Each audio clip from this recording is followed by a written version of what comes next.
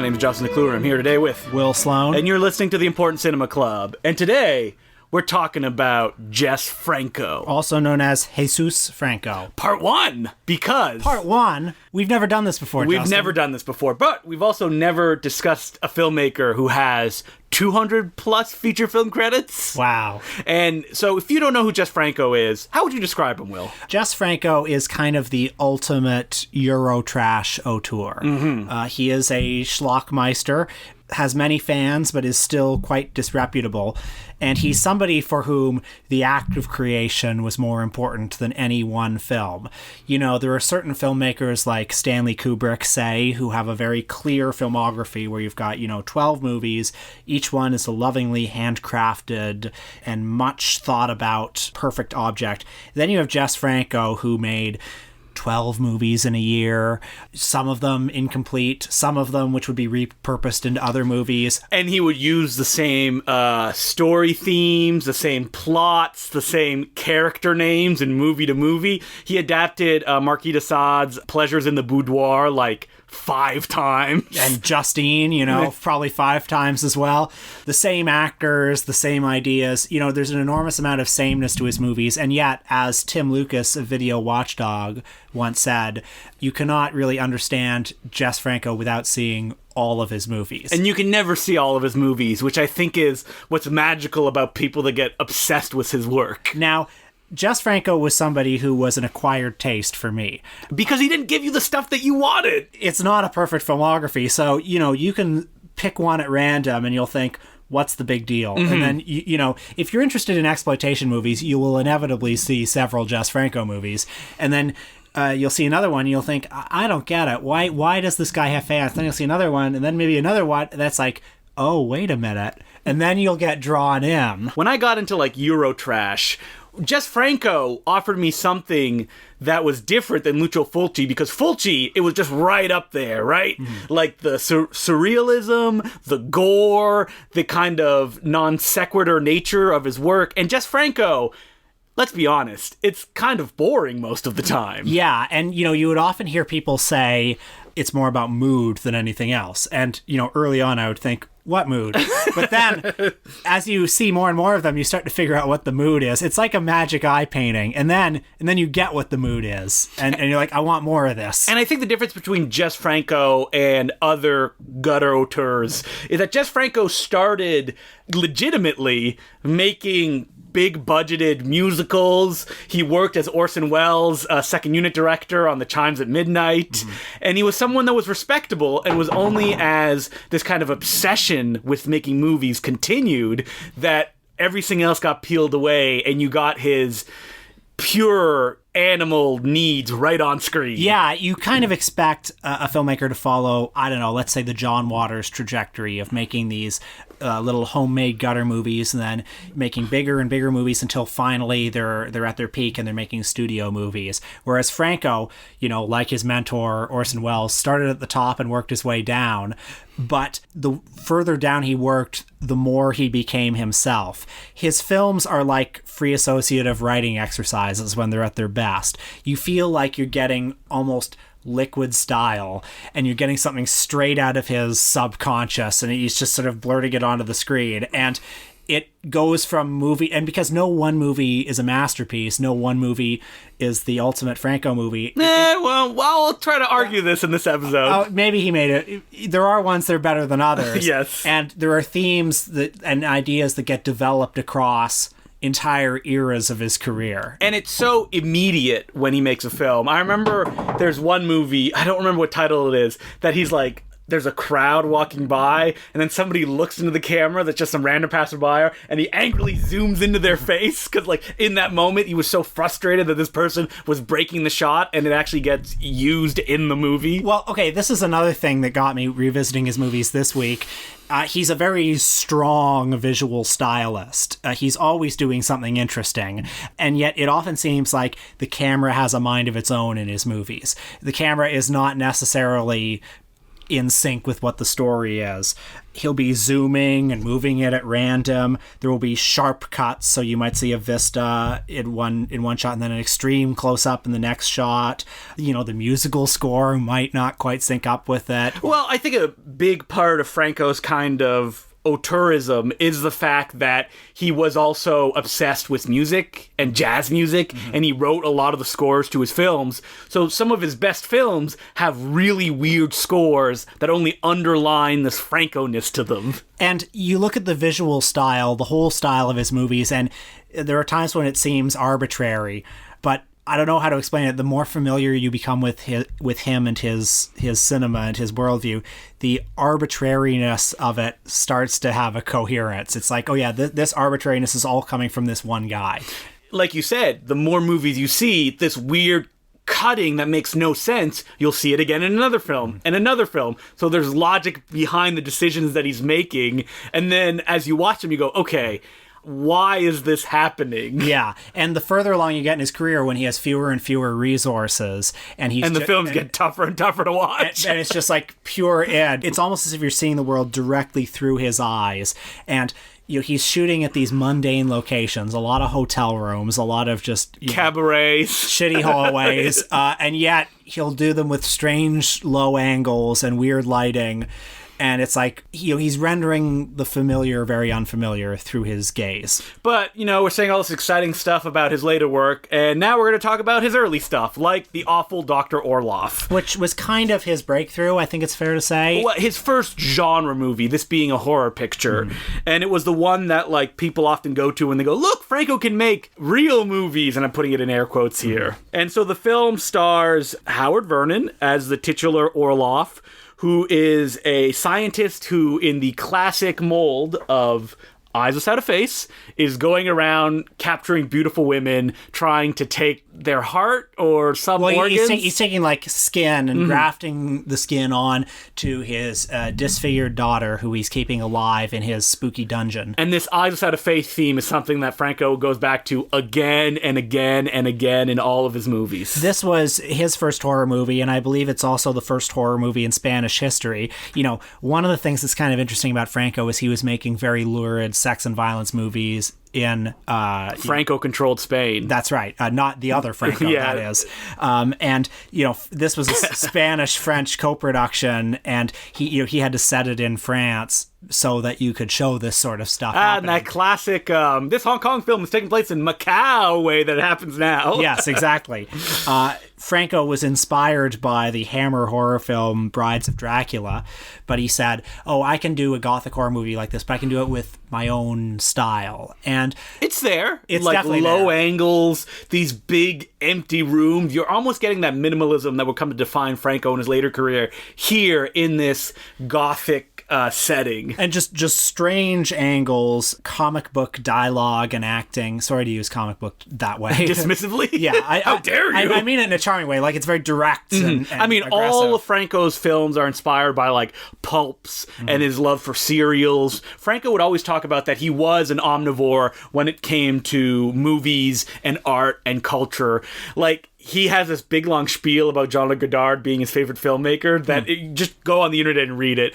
And when you read that, you go, oh, I see that in his movies as well. Interesting. I might have guessed Sergei Eisenstein or someone like that. All the big filmmakers obviously inspired Franco in his filmmaking. So, The Awful Dr. Orloff. It's a good movie. It's not, I wouldn't rush out to recommend it to people. It's not the one that I would say is my definitive Franco movie because it's in black and white and it looks wonderful. Yeah. But people who are starting on just Franco are like, ugh, black and white movies, I don't watch them. It just he really comes into himself when he has a lurid color palette, I think. If you want to see a black and white Franco, I recommend The Diabolical Dr. Zed, which is more surrealistic than The Awful Dr. Orloff. I think before we got on to maybe the Franco movies we liked, we should go to the mid to late 60s, which was when he was very much at the peak of his career, at least in a certain in a certain sense. This was when he was commanding the biggest budgets and was working with relatively big name actors, and he was working with a producer named Harry Alan Towers. So did you read the bio of Harry Alan Towers, that he was chased out of the United States on charges of white slavery? Oh my God. Yeah.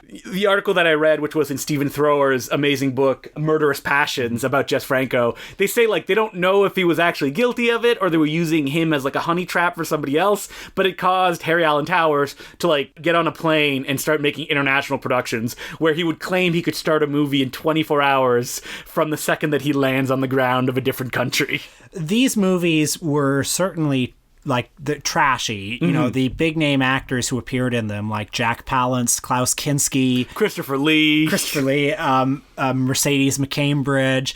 They were slumming, but you know, they carried themselves sort of like they were prestige pictures, like Jack Palance and Justine just hamming it up. Okay, so a lot of these movies were literary adaptations, but of course, you know, they would pick kind of sexy literary classics. So yeah, like the Fu Manchu series. Like the Fu Manchu series, one of which was on Mystery Science Theater, actually. Oh, was it? Yeah. Was it one that Jess Franco directed? Because there was Fu Manchu films that he didn't make as well. It was a Jess Franco film. Oh, okay. And it's not, I forget which one it was, but it's not one that's very well regarded. If it was in the jungle, it was Blood of Fu Manchu. If it was in a castle, it was Castle of Fu Manchu. It was Castle of Fu Manchu. Okay. Yeah. I watched that one this week. Not good. Yeah. Well, there you go.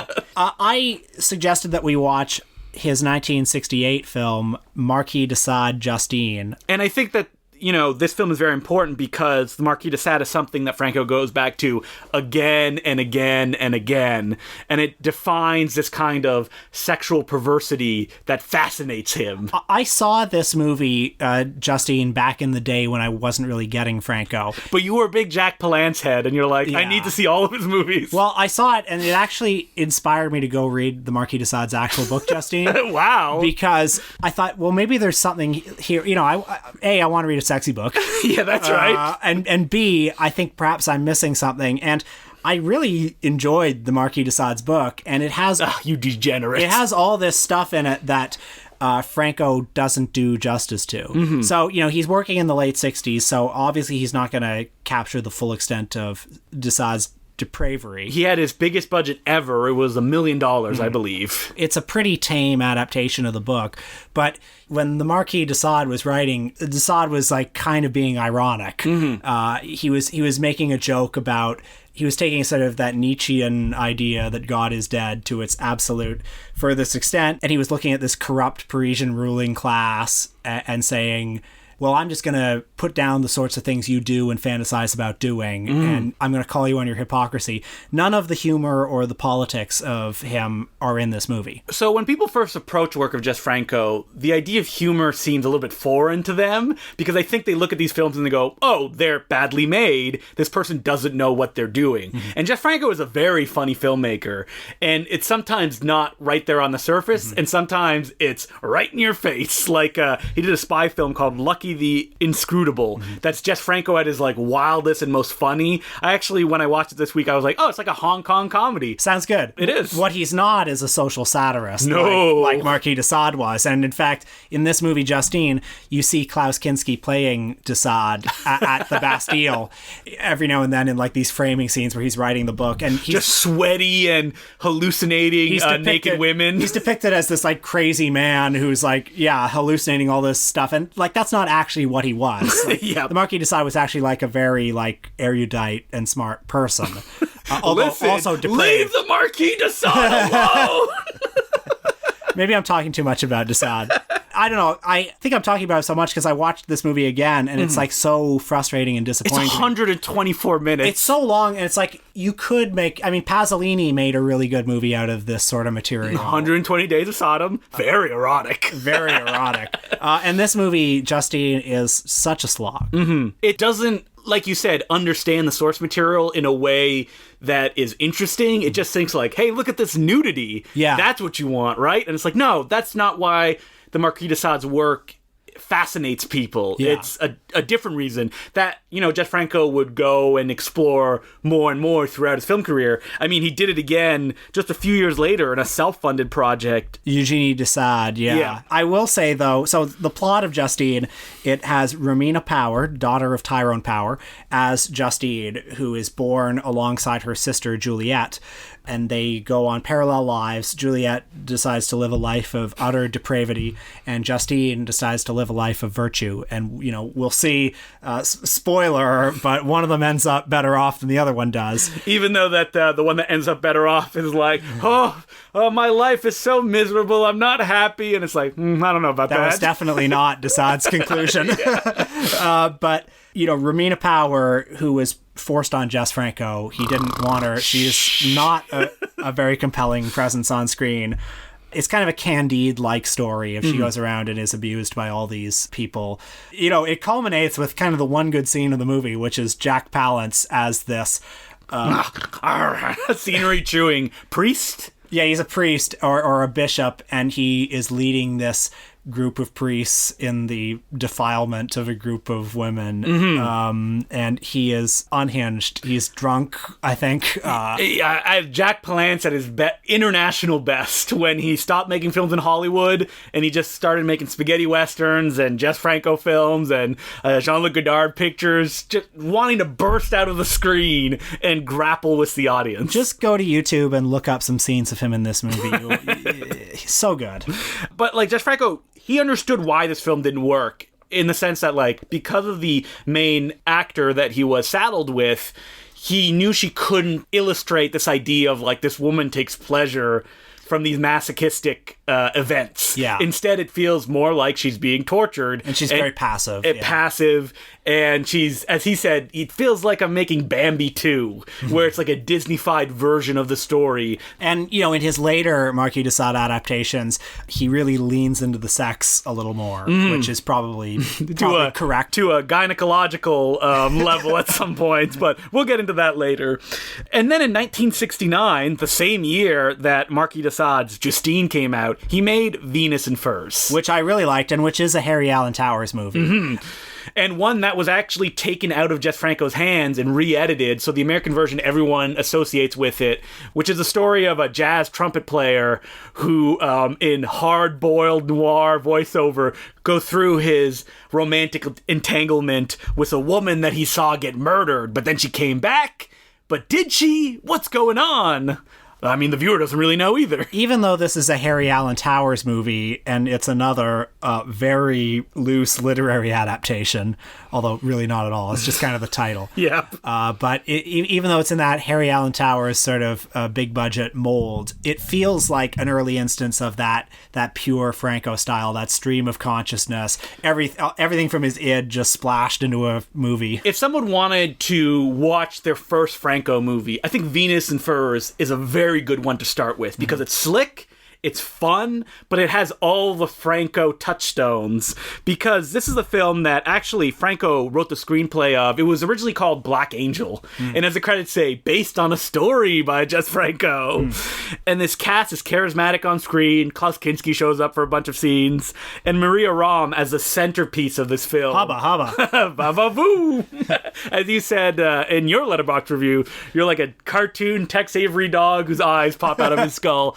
This is a film that this character, Maria Rom, who's murdered and comes back, and is she dead? Was it just a fake? Was it a twin double? She kills the people that murdered her by being so alluring that they essentially just have heart attacks and die. Yeah, what a premise. Yes. And I think, it's great. And it works because it is an erotic film. Because Jess Franco, this idea of eroticism, at this point of his career, he's kind of getting it in its, best form, I think. Because it's really difficult to be erotic when he's working later on in some dingy flophouse apartment. It's a let me say this. It's a different kind of eroticism. Yes. By the way, there's a scene in Venus and Furs that I just want to highlight, which is that scene where it's at this kind of like cool jet set party, and our hero is, playing the trumpet as part of the band, and he's watching as Maria Rom, as the Venus and Furs, and Klaus Kinski. Venus and Furs.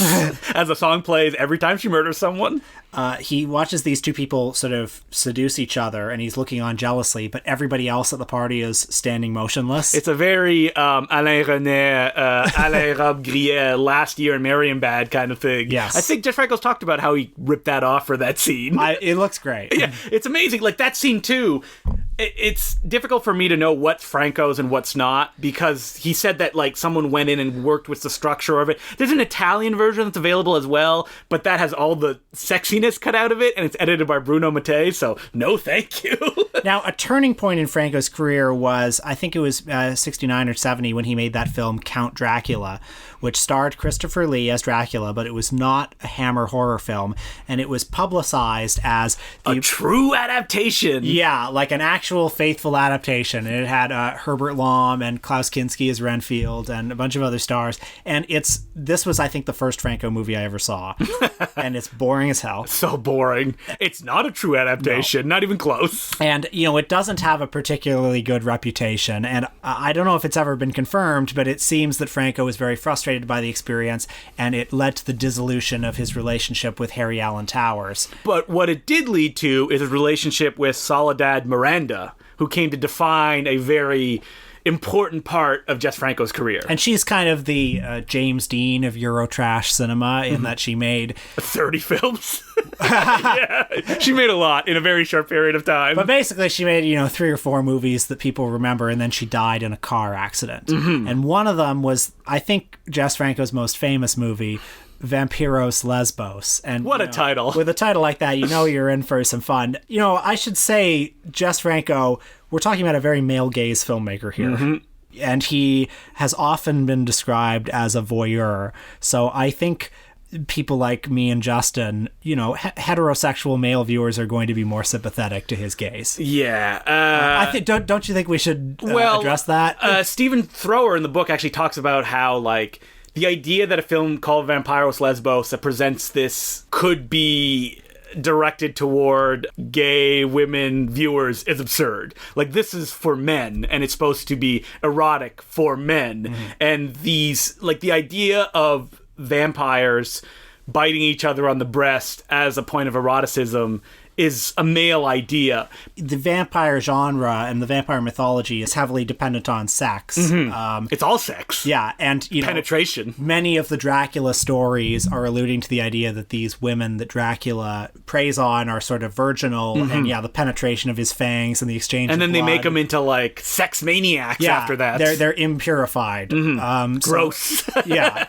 But it's not gross. Vampyros Lesbos. Yeah. It's not gross to me, folks. This movie is kind of a weird variation on the Dracula story. Soledad Miranda plays Dracula's daughter? Mm-hmm. Dracula's niece.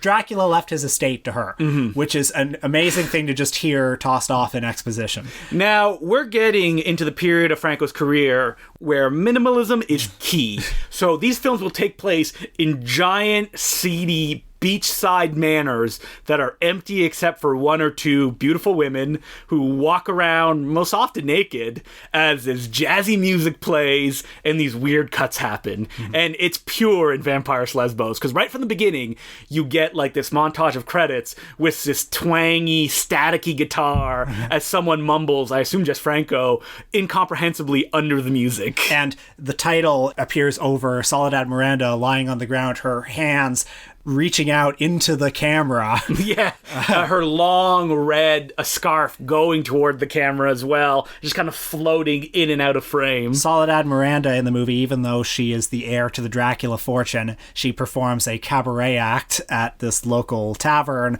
which is kind of a striptease act, but it's on this black stage, and she's wearing a cape, and it's like small red pieces of clothing set against this black backdrop as she and like Maria Rome or somebody will do these alluring weird dances in front of a mirror, and someone's pretending to be a mannequin. And I don't know how to explain it to you. maybe, folks, you will find this less compelling than I do, but it is pure cinema to me. Franco is obsessed with cabaret performances because you almost feel like, to him, there's nothing separating the audience and what's happening on screen if it's on a stage, because then it's just there and you get to watch it just happen. And also, these scenes, like, there is barely such thing as a plot in his movies. It's all scenes that don't move the plot forward, and you're just invited to kind of luxuriate in the strangeness of them. And Vampyros Lesbos also has these baffling cutaways to a scorpion running across the floor, or a kite in the wind, or blood streaming down a window that Franco goes back to again and again and again throughout the film. And I remembered this movie being very kind of surreal and stylish, and it is, but it's also filmed again in these very mundane locations, these sun-baked kind of by the sea locations, like just kind of average looking hotel rooms, and yet rendered through Franco's camera. Very strange. His ability to like just capture color in this film is like boom. Every piece of clothing people wear is like bright and primary, and it only sticks out from these kind of blah environments that they often find themselves in. There is also, speaking of the nonsensical plot, Franco himself appears as this like sadistic dungeon dweller. Yes, who captures women and just cuts them up. Yeah, and totally unrelated to the plot. You know, the way we're describing it, like, would you say that his cinema is sexist? I'm sorry that I'm tossing this ball off to you. I thought about that a lot watching this film, and the thing is that, like, there's a man behind the camera controlling all this, and you'd be denying if it wasn't a leering camera, right? Because he's, like, looking at all this stuff. He loves the female form. Men are often not in power in his films. Because, like, in Vampyros Lesbos, other than the boyfriend having a token, feels like tacked on happy ending at the film, they are just inferior to everything going on. And when I think of men in the cinema of Franco, I think of them as usually monsters, and the women are the ones that are powerful. Even in something like The Awful Dr. Orloff, well, as a man that's, you know, at the center of the narrative, the detective that's trying to solve these things, it's a woman who is the one that essentially takes him down. So it's like the women that are front and center in these films in positions of power, while the men are subservient to them. And the women are always very confident in their sexuality. I mean, aside from Justine, that is. And, you know, you can say, well, they're confident in their sexuality at the service of a male gaze. That's the thing, right? Because at the end of the day, this is for Jess Franco. And most of his films do often deal with lesbianism and sexuality in a very direct way. Now, Vampyros Lesbos, I think, is, with Count Dracula, a turning point in his career. This is where it gets, you know, even further away from narrative than it used to be, where it gets more aggressively sexual. The rest of his movies from this point on, they would often have horror elements. He would make horror movies again. Jack the Ripper was Klaus Kinski. What a snooze. It is a snooze, but it's also like back to that Harry Allen Towers feel. He worked with another European producer at that time who was funding his project, so they have like a little bit more slickness to them. But between those films, he would make his own stuff. So Jess Franco, we talked about as someone who always had to be filming. Not only did he always film, he would take the money from one project and then go start shooting something else, or take footage from something and craft a whole other movie around it. When the Cinémathèque Française did a retrospective of him, they called it Fragments from an Impossible Filmography. And it actually is an impossible filmography, because estimates have ranged from like 180 to 220. People don't know. Some of those were not completed. You know, there's a movie called Exorcism that was re-edited into The Sadist of Notre Dame, which I think it's like 70% footage from Exorcism, but he casts himself as the protagonist. So it's a totally different movie because of that extra 30%. If you just look at Jess Franco in his films, he always plays the Weasley monster guy who gets killed in his film. And like, it happens again and again and again in all of his movies. Now for me, Vampyros Lesbos is the beginning of the period where I really like Franco. And me too. It's also kind of where we're leaving him off in this episode. Yes, because in 1973, he would make another film that is like the ultimate Franco experience, which is a film called Female Vampire, which would star his partner, Lena Romay, or would become his life partner. And I think that Lena Romay and Jess Franco are inseparable from that point on. She would like produce his films, she would star in them, she would help write them, she would do essentially everything by his side. So the rest of his filmography is Romay and Franco, so that would be the subject of our part 2 episode. Which will be coming soon. Stephen Thrower, who wrote the book on Franco, Murderous Passions. Which is a massive hardcover, like, I think it's like 600 pages. It's a thing of beauty. It's incredible. It's everything you would ever want to know with Franco. If you want to know about Franco and you want an encyclopedia of his work, buy Murderous Passions now. And you should also buy the second volume. Which is coming out in March, I think. It's out. My friend has it. He has a copy of it. It's bigger than Murderous Passions. Oh, man. And it's all the good stuff. Man, that second half of his career when he's doing all this porn and all these... He's doing a movie with Mark Hamill. Yes, and the forgotten Sheen/Estevez brother and Christopher Lee again. Yeah. A World War II action film. He's doing direct-to-video stuff in the late 90s. You know, he did a movie with Linnea Quigley, for God's sake. You know that, like, Franco, in the 90s, it was fans that were funding his features that were shot on VHS. That's what I want to know about. That's the fascinating stuff. And we're going to know about it soon. Yeah, soon. We don't know when it'll drop, but pretty soon. Yeah, we're only scratching, like, as we get Venus and Furs and Vampyros Lesbos, like, that's when he's just getting good or interesting for us. So we're leaving you off like it's a Saturday morning serial, a cliffhanger to when we get to the true Jess Franco. So on our Patreon this week, we talk about another auteur, somebody else whose filmography varies widely in quality and who, just like free associative writing exercises, puts his id on screen, and that's M. Night Shyamalan. Yeah, exactly. Jess Franco, M. Night, they're like brothers in arms. We focused on Unbreakable because Glass is coming out, and Unbreakable is a movie that people, when they talk about M. Night, they're like, oh, Unbreakable's really good. That is, it's not the underdog, but it's like the one that... It's the thinking man's Shyamalan movie. That's right. I mean, I think that's The Last Airbender, which has not had its day in the sun yet, but soon. I think it's Stuart Little. Stuart Little. He did not direct that. He only wrote it. Did you hear that he did an uncredited a rewrite on She's All That?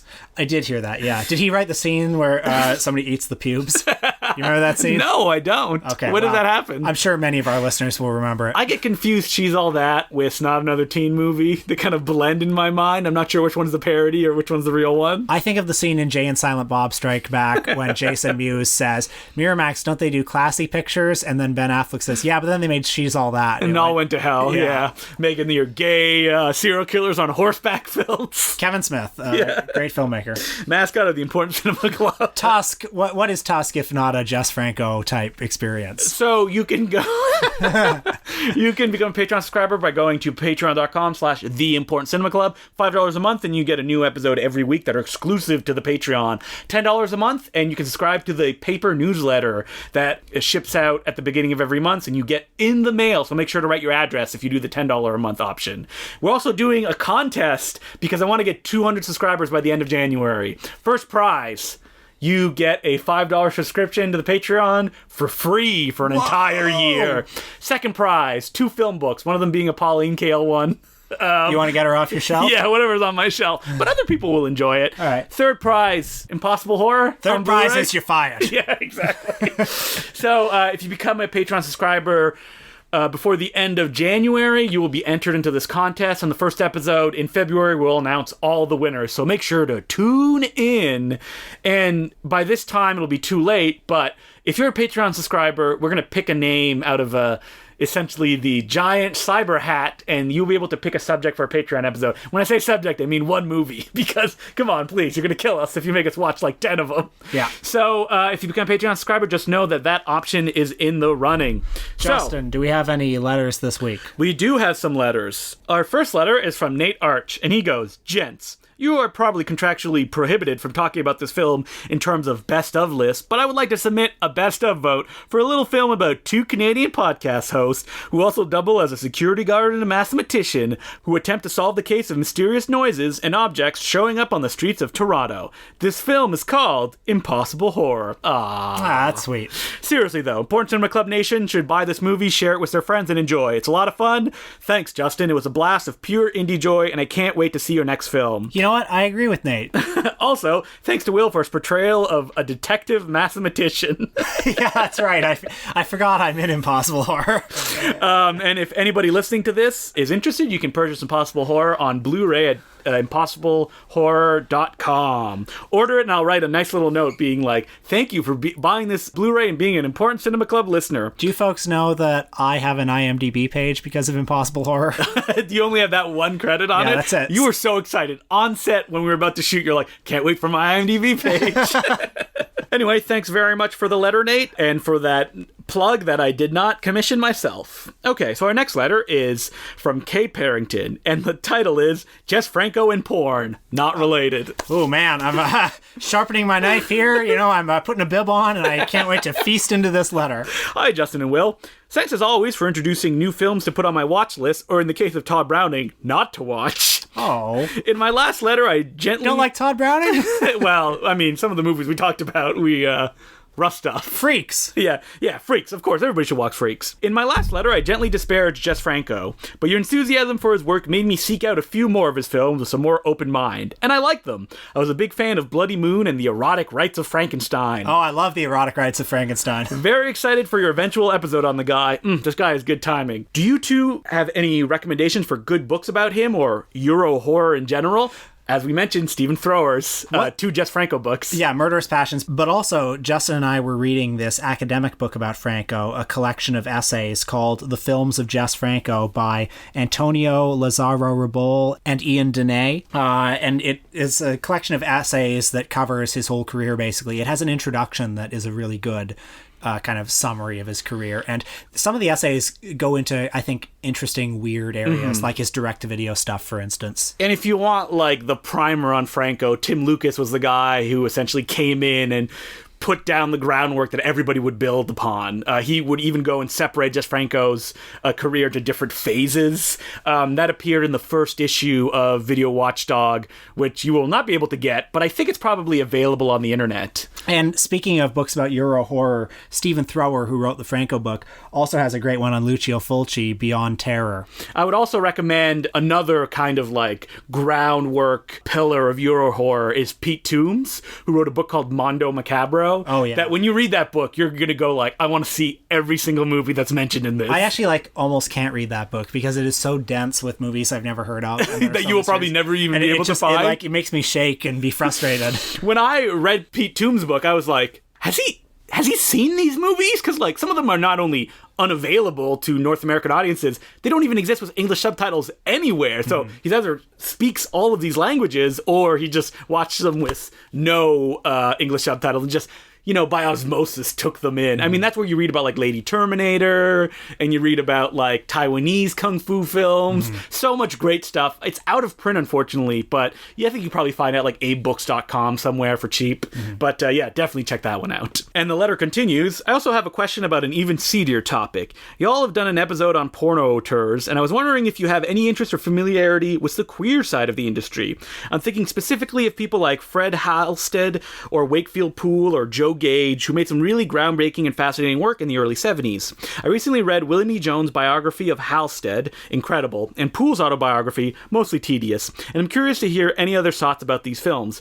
Anyway, please keep up the wonderful work. I actually have Fred Halstead's autobiography in a pile somewhere, and I haven't read it yet, but I have some familiarity with kind of the gay porn classics. I've seen LA Plays Itself, and I've seen Boys in the Sand, and you've seen some Wakefield Poole movies. Wakefield Poole, Vinegar Syndrome has put out several Wakefield Poole movies, and we can't say his name for some reason. Wakefield Poole. Yeah. And the one that I like the best is Bijou, which is kind of a weird, surreal movie. It's like no dialogue. Yeah, and kind of hallucinogenic. It feels a bit like, a Kenneth Anger movie or something like that. I'd be up to do an episode on like gay porn auteurs, where we each watch one of their movies and just talk about them as a whole. I think we should actually. I mean, you can imagine that we do not have the background to talk about this stuff. I'm not often excited to watch them, but I do find them interesting because porn movies are already kind of this like